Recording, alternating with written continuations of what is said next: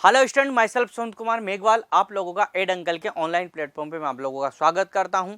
जैसा कि आपको पता है कि हमारे पास में आईआईटी जेम का नोटिफिकेशन आ चुका है और आईआईटी जेम का जो नोटिफिकेशन रिलीज़ हुआ था, हम लोगों ने अगर आप बात करें तो आप लोगों ने जो नोटिफिकेशन आया था उसके साथ साथ फॉर्म भरना स्टार्ट कर दिया होगा।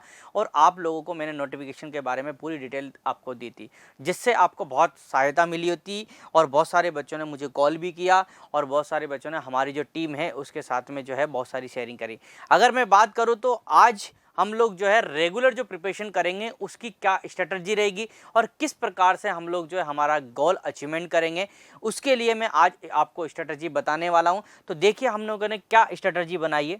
सबसे पहले अगर अपन बात करें तो हमारे पास जो मेजर प्रॉब्लम होती है वो क्या फेस करते हैं स्टूडेंट, उसके बारे में हम लोग आज बात करेंगे। और जो उसके बारे में हम लोग बात करेंगे तो एक प्रॉपर तरीके से हमारे पास जो सिलेक्शन है या हमारा जो गोल है वो अचीव हो सके, उसके लिए हमारी जो एक्सपर्ट टीम है और हम लोगों ने मिलकर जो है यहाँ पर एक स्ट्रेटजी बनाई है आप लोगों के लिए। अगर हम लोग बात करें तो हमारे पास जो प्रॉब्लम है उसको कैसे सोल्व करेंगे, तो देखिए सबसे पहले अपन बात करते हैं सिलेबस कवर। हमको सबसे पहले ये ध्यान रखना पड़ेगा कि हमारा जो सिलेबस है उसको किस प्रकार से कवर कर सकें। तो देखिए आप, हमारे पास जो 2024 है उसका जो सिलेबस है उसके अकॉर्डिंग अपन बात करें एक सब्जेक्ट को लेकर, जैसे मैं बात कर रहा हूँ आईआईटी जेम के में हम बायोटेक की बात करें तो बायोटेक में हमारे पास जो बायोलॉजी, केमिस्ट्री और मैथमेटिक्स और फिजिक्स आती है उसका वेटेज देखना पड़ेगा।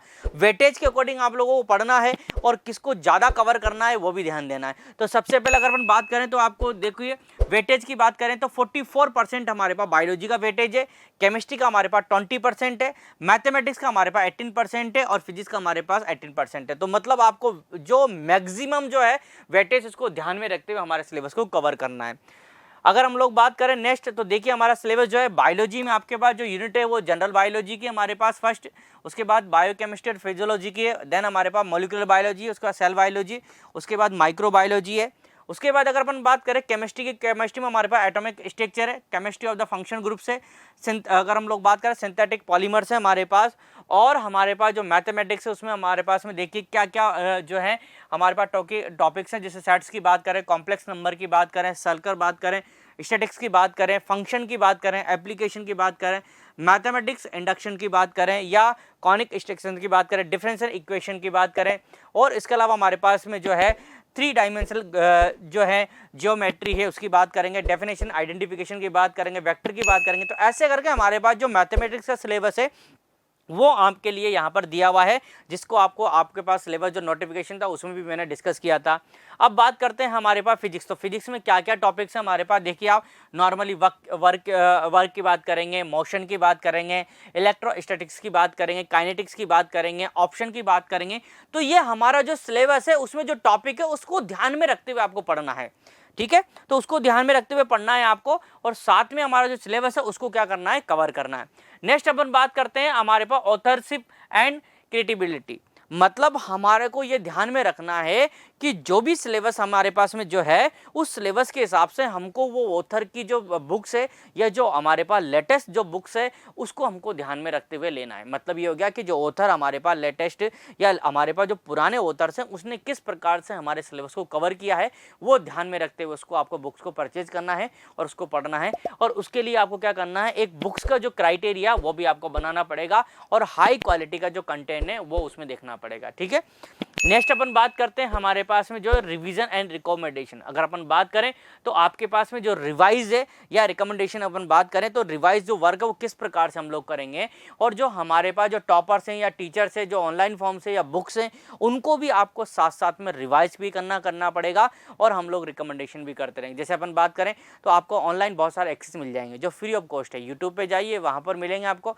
मैं भी आपको यूट्यूब पे पढ़ाता रहता हूँ तो वहाँ पर भी हमारे पास में मिल जाएंगे बहुत सारे वीडियो, जिससे आपको क्या हुए बहुत सारी प्रॉब्लम सॉल्व हो सकती है और आपको बहुत सारे टॉपिक पढ़ने को भी मिल जाएंगे। तो वो भी आपकी स्ट्रेटजी हो सकती है और उसमें भी आप लोग जो है आराम से देख सकते हैं।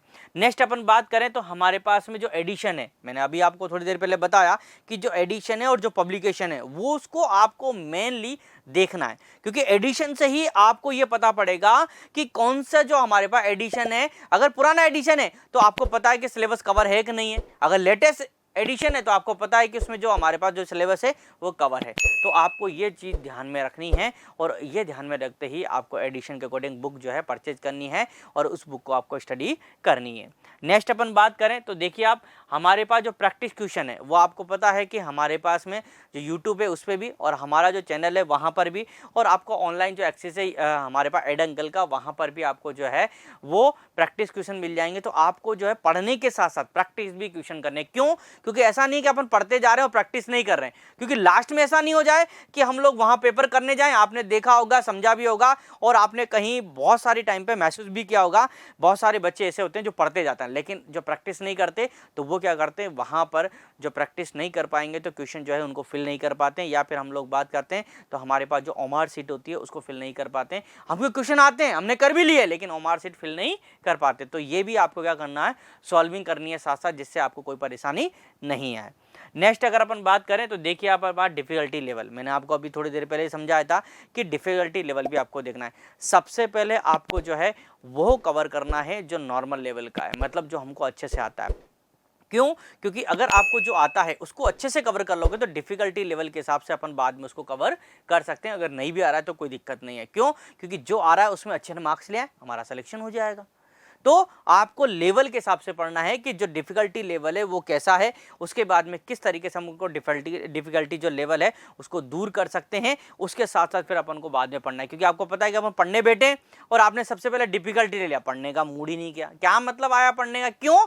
क्योंकि आपका डिफिकल्टी लेवल के हिसाब से आप सबसे पहले वो पढ़ रहे हैं जो बहुत ज्यादा कठिन है और ज्यादा दिक्कत आ रही है, नहीं, उसे नहीं पढ़ना है।